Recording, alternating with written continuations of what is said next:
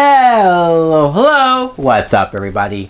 My name is Mike Brown, aka Review King MB, and this is a Pixar film. I just got done watching it for the first time, and I heard so much about this movie. It was almost built up and almost too much anticipated because of how many people love this film. I'm talking about Inside Out.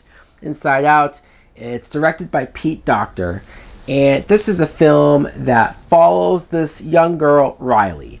And this happens, I guess, with everybody, as far as the concept goes, where we all have these emotions inside of us. But we follow Riley as a baby, as a child, and her growing up with these emotions that are inside of her. And these emotions dictate what kind of person she can become, and the thoughts that she's feeling, and how everything goes along with that, especially when it comes to her puberty, maturity, all of that going on.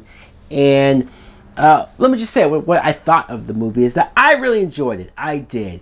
Did I love it? Am I over the moon of it? I mean, I guess that's hard to say. I enjoyed it. I would certainly watch it again.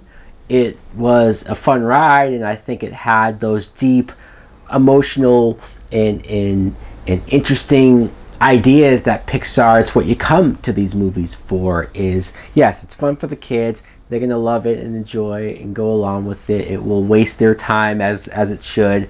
But for adults, you're going to sit there and you're going to get some emotional attachment. You're going to have some connection to the plot points of the story. Like Riley, I'm sure if I was a parent, if you are a parent and you're watching this movie, you're going to connect to it just as far as having a child, having this daughter, right? This girl who grows up, and you see how everything affects her. You see how these emotions inside of her take in this information and project out how she'll react, how she'll deal with it. If one little thing goes wrong, she might spiral out of control. And it's heartbreaking to see some of those moments when they do happen. The voice cast, Joy, the emotion that represents joy, is voiced by Amy Poehler. She was good because she did bring that joy. She brought the life, and she wanted Riley to be as happy as she could be. She couldn't always control when Riley did get upset or sad in the situation, and she had a hard time dealing with that, accepting it. But she did. She took the role as a leader. She took the role as it was her responsibility to make everything right. And so you follow her basically trying to make that happen.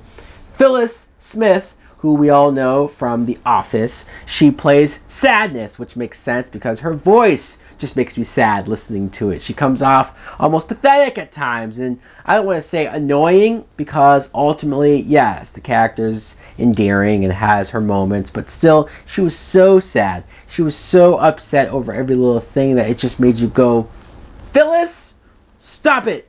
And especially when, let's be honest, she's the reason why stuff hits the fan at so many times during this movie. I guess I just can't help but not hate her for it, but still, it's her fault. Lewis Black plays Anger, and boy did he get angry.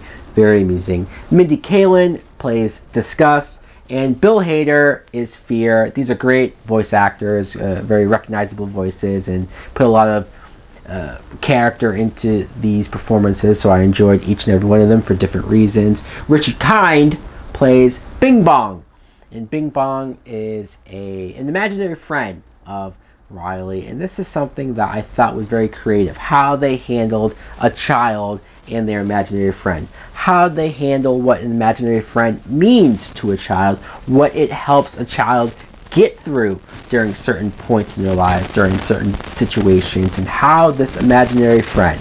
I won't give it away for spoilers. If you've seen the movie, then you're going to know what I'm talking about or where I'm going with this, but there is a scene that is pretty sad when it comes to Bing Bong and the sacrifice he's willing to do to help Riley along and get her to a point where she needs to be growing up. Yeah, it does make you think about your own emotions, and that's what Pixar does. It creates a situation, it gives you a premise, it makes you go, wow, if that was real, how cool is that, and how would that work? And they do a good job of setting that up, establishing this world, and having me go along for the ride, having me go along with it.